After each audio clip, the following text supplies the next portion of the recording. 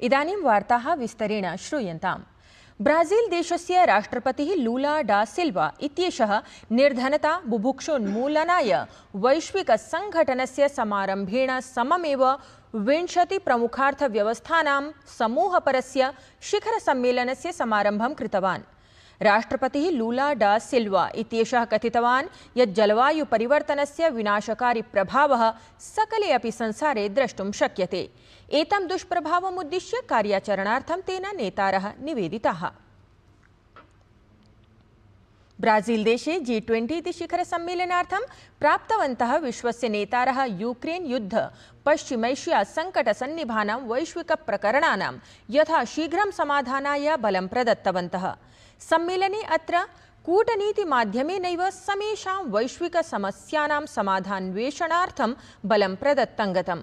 घोषणापत्रे लिखितमस्ति यत् शान्तिद्वारा एव सततविकाससमृद्धिः सम्भवा। तावत् अनेकैः विषयैः सममेव एतस्मिन् घोषणापत्रे गाजा लेबनान स्थलयोः व्यापकसङ्घर्षविरामस्य अपि समर्थनं कृतमस्ति।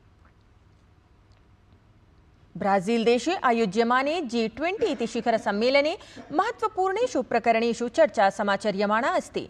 तावत् G20 शिखरसम्मेलने सामाजिकसमावेशन बुभुक्षा निर्धनं विरुध्य संघर्षविषये आयोजिते सत्रे सम्बोधनक्रमे प्रधानमन्त्री नरेन्द्र मोदी राष्ट्रपतये लूला इत्येतस्मै अध्यक्षतायै वर्धापितवान्।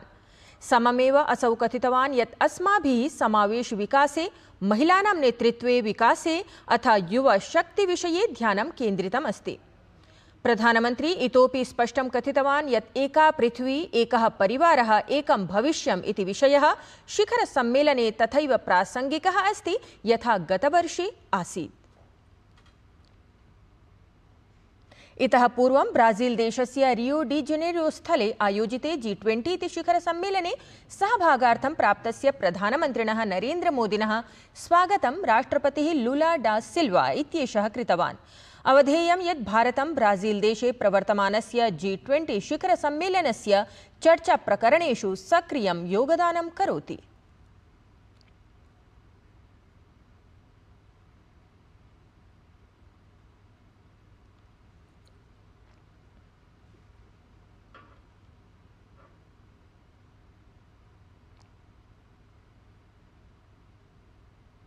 तत्रैव ब्राजील देशं गतः प्रधानमन्त्री नरेन्द्र मोदी पुर्तगाल देशस्य प्रधानमन्त्रिणा लुइस मोंटेनेग्रो इत्यनेन समम् अपि मन्त्रणां कृतवान्। उभयोः देशयोः मध्ये सुदीर्घकालतः नवीकरणीयोर्जादिक्षेत्रेषु प्रवर्तमानं सहयोगं वर्णितवान्। एतदतिरिच्य नेतृद्वयेन रक्षासम्बन्धानाम् अथ जनानां मध्ये पारस्परिकसम्बन्धसुदृढीकरणम् अवलम्ब्य अपि चर्चा कृता। वार्तासन्दर्भे प्रधानमन्त्री स्वीये सामाजिके सञ्जालपटले X इत्यत्र लिखितवान् यत् अस्माकं वार्ता आर्थिकसम्बन्धेषु नूतनोर्जा सञ्चारमुद्दिश्य सञ्जाता। नवीकरणीयोर्जादिषु क्षेत्रेषु सहयोगपराः अनेके अवसराः सन्ति। प्रधानमन्त्री नरेन्द्र मोदी ब्राजील देशे G20 शिखरसम्मेलनावधौ इण्डोनेशिया देशस्य राष्ट्रपतिना प्रबोवो सुबियांतो इत्यनेन महत्त्वपूर्णं द्विपक्षीयम् उपवेशनमपि समाचरितवान्। अत्रान्तरे व्यापार, सुरक्षा, स्वास्थ्यसेवा, नवीकरणीयोर्जा सन्निभेषु क्षेत्रेषु सहयोगसमेधनम् उद्दिश्य चर्चा समाचरिता।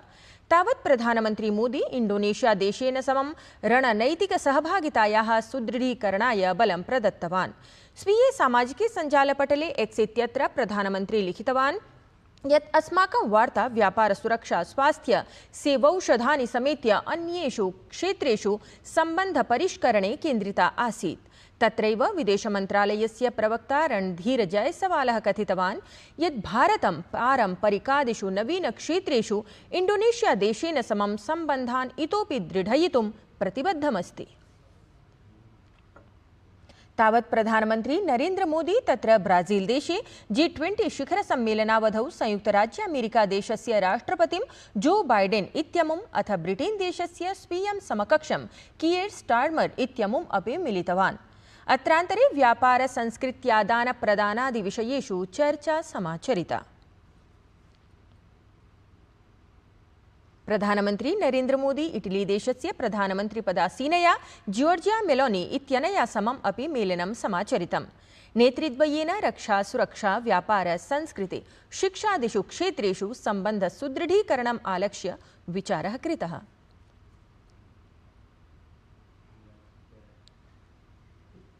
तावत् प्रधानमन्त्री नरेन्द्र मोदी फ्रांस देशस्य राष्ट्रपतिम् इमानुएल मैक्रों इत्यमुम् अपि सम्मिल्य अन्तरिक्षोर्जादिषु क्षेत्रेषु द्विपक्षीय सहयोग समेधनम् उद्दिश्य चर्चां कृतवान्।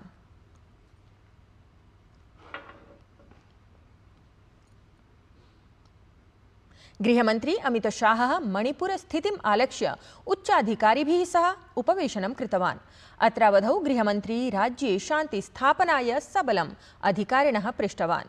गृहमन्त्रालयेन तावत् अतिरिक्तरूपेण 50 सैनिकबलानां गणाः मणिपुरे नियुक्तुं निर्णीतम् अस्ति। गृहमन्त्रालयस्य च आदेशस्य अनन्तरं NIA द्वारा मणिपुर हिंसा प्रकरणानाम् अन्वीक्षणकार्यं स्वहस्तगतं कृतम्। संस्था एषा मणिपुरे हिंस्रसम्बद्धानां त्रयाणां प्रकरणानाम् अन्वीक्षणं कुरुते। देशस्य राजधान्यां नवदिल्ल्यां समीपवर्ति क्षेत्रेषु च वायुप्रदूषणस्तरः अतिनिकृष्टस्थित्याम् अस्ति। अनेन जनाः सन्त्रस्ताः सन्ति। दिल्ल्यां वायुगुणवत्तासूचकाङ्कः 400 अङ्कतः उपरि एव आकल्यते। नेत्रेषु दाहः श्वासगतसमस्याः च अनुभूयमानाः सन्ति। श्रेणीकृतप्रतिक्रियापर कार्याचरणयोजनायाः चतुर्थः स्तरः अपि साम्प्रतं प्रशासनेन प्रवर्तितः अस्ति। प्रदूषणस्य प्रभावः शिक्षणसंस्थानेषु अपि दृश्यमानः अस्ति।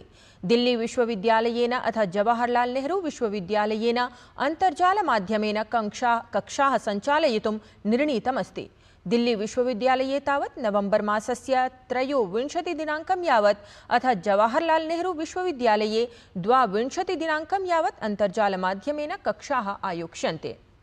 तावत् विश्वविद्यालयस्तरे अपि 10वी 12वी कक्षयोः कृते अपि विद्यालयाः पिहितीकृताः सन्ति।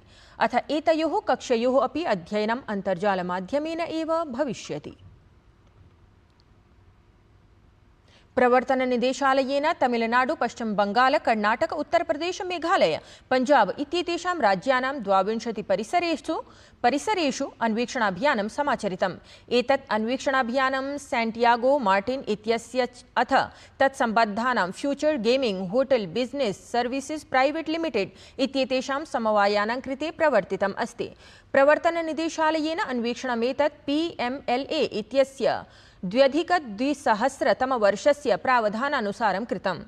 प्रवर्तन निदेशालयेन तत्र अन्वीक्षणावधौ आपत्तिजनकानि पत्रकाणि आंकिकीयानि उपकरणानि रोक्कधनं च अवाप्तानि।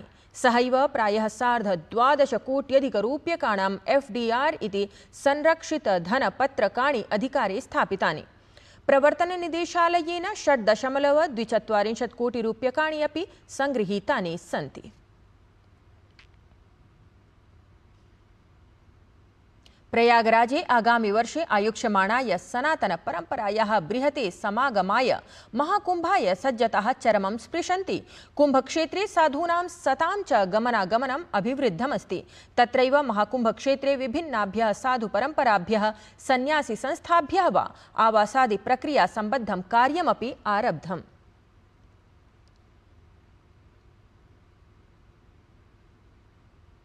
तावत् सोमवासरे अष्टक्रमिकं भारत नेपाल SSBAPF इत्येतत् त्रिदिवसीयं समन्वयोपवेशनं सम्पन्नम्। भारतीय सशस्त्र सीमा बलस्य महानिदेशकस्य अमृत मोहन प्रसादस्य अथ नेपाल सशस्त्रारक्षिबलस्य आरक्ष्याधिकारिणः राजू आर्यल इत्यनयोः अध्यक्षतायाम् उपवेशनमिदम् आयोजितं गतम्। उभयोः पक्षयोः उपवेशनावधौ परस्परं सार्थकचर्चा संवृत्ता। नवंबर मासस्य 20 दिनाङ्कतः 28 दिनाङ्कं यावत् गोवानगरे 55तमस्य भारतीयान्ताराष्ट्रिय चलच्चित्रमहोत्सवस्य आयोजनं जायेत। तावत् एतस्य 55तमस्य भारतीयान्ताराष्ट्रिय चलच्चित्रमहोत्सवस्य आयोजनसन्दर्भे अतिचिरम् एव सूचना प्रसारण मन्त्रालयस्य सचिवः संजय जाजू इत्यसौ चलच्चित्रोद्योगे कर्मरतान् जनान् सोत्साहं प्रतिभागितार्थम् अध्यर्थितवान्।